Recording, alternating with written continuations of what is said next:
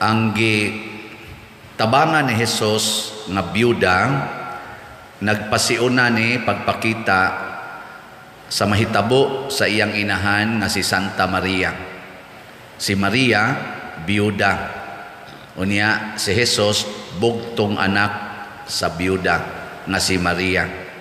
Sa dihang si Jesus gipatay, kaya ra gyud unta niya nga di siya mamatay, nganuman makabuhi gud siya patay. Pero si Kristo mitabang sa byuda aron ang iyang anak di lahos og kamatay, bisag patay na iyang gibuhi. Pero sa dihang siya na gipatay, siya na ba? Nya ang iyang mama byuda, bugtong anak siyang lalaki, nisugot ra siya nga mamatay siya. Kay bawo mo kung say rason. Nitabang siya sa uban, pero ang iyang mama wa nun niya tabangi. Saman? Kay bawo mo kung say rason. Nyom lang kung tutukan. Wa ko kay bawo. Kamo kay bawo mo, wa sa no? Parihatan. Wa talag mga matay mo, pangutana lang mo ni Jesus. Ngano man ka, Lord? Nitabang ka sa uban niya, di man ka mutabang hinus imong mama nga gaminatay man sa to. Gahilak man sa to, nahapit mo mahurot ang luha ato ginilak. Nya wa hinuon ka mutabang aron di siya mawadag anak. Tu ano'y dili nimo kaila, nasugatan ra nimo sdan. Imong gitabangan kaninong kuyog yun sa imong kinabuhi, maugi ga anak nimo, wa nimo tabangi nga mahupay sa iyang kasuko, sa iyang kaguol.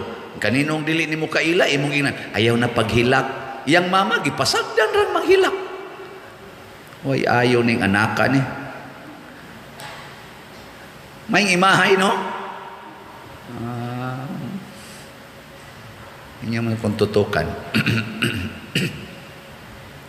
Mga igsoon, sa unang pagbasa, niingon diri nga kita usa ka lawas ni Kristo.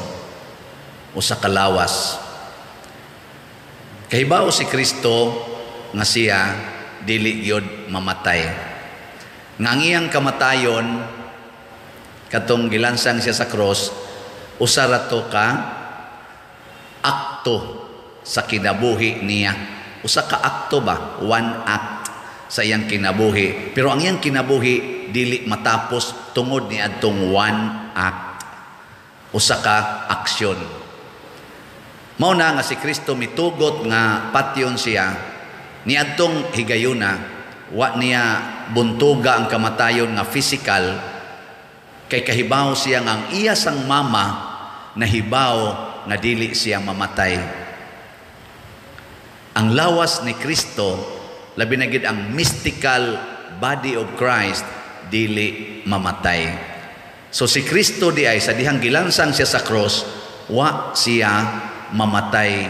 Kay ang iyang kinatibuk ang lawas, apil ang mga santos, mga anghel o ang iyang amahan, ang Espiritu Santo, apil sa tadinhing mga tao sa mystical body. Pananglitan ko kanang imong magimo na sinati nga kanabitang mga tao nga na-paralyze, ang usa ka kamot di nakalihok. Pero ang tibok lawas, buhi. Ana na siya. Unya, makamaumang muhil si Kristo. Ang Ginoo nga dili mamatay, nga si Kristo usa sa mga persona sa Ginoo nga dili mamatay, mo effect siya healing sa dunay temporaryong depikto sa usa ka bahin sa lawas. Ug mao to ang iyang healing power, mao ang resurrection, pagkabanhaw.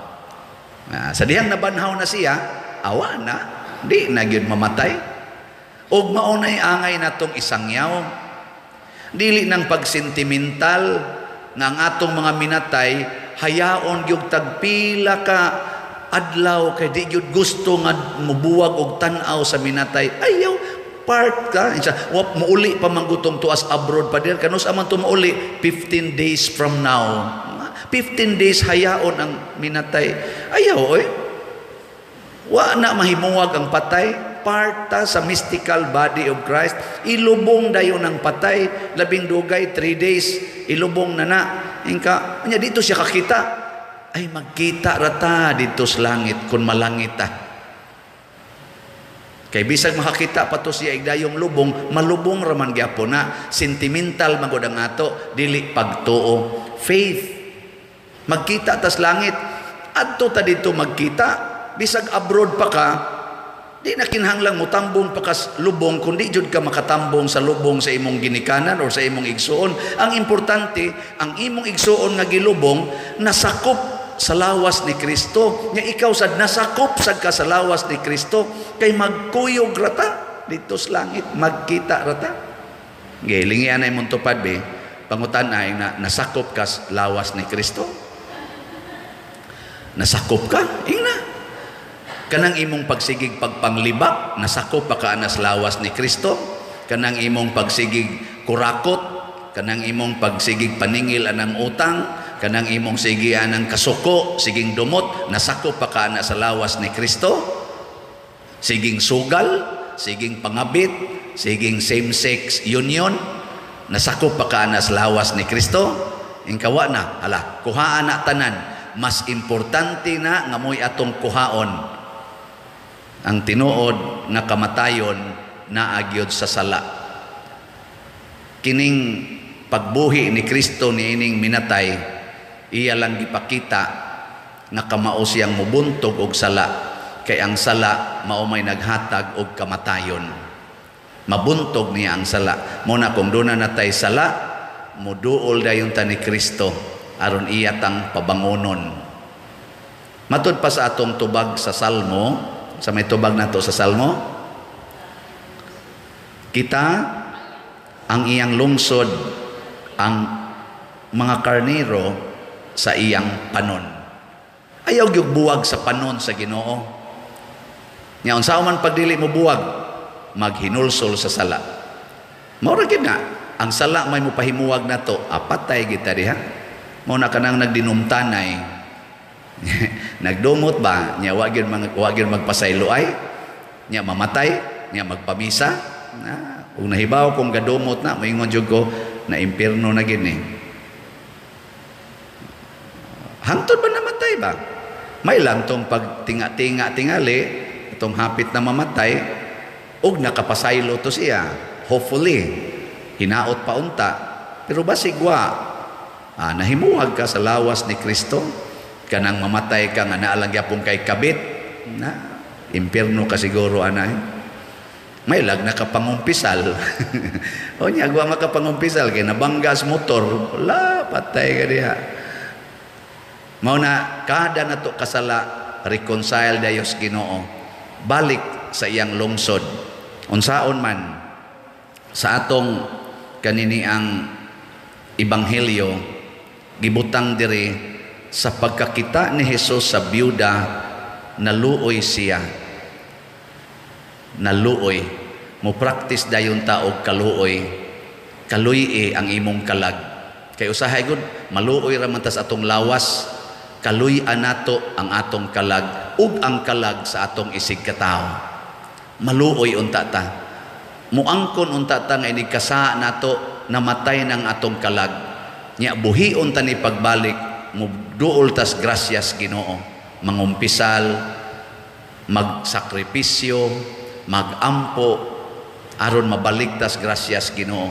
Kaluy ang imong kalag. Kanabitang mag-counseling ko kay dagko kay problema, hapit na managbuwag, hapit na maghikog.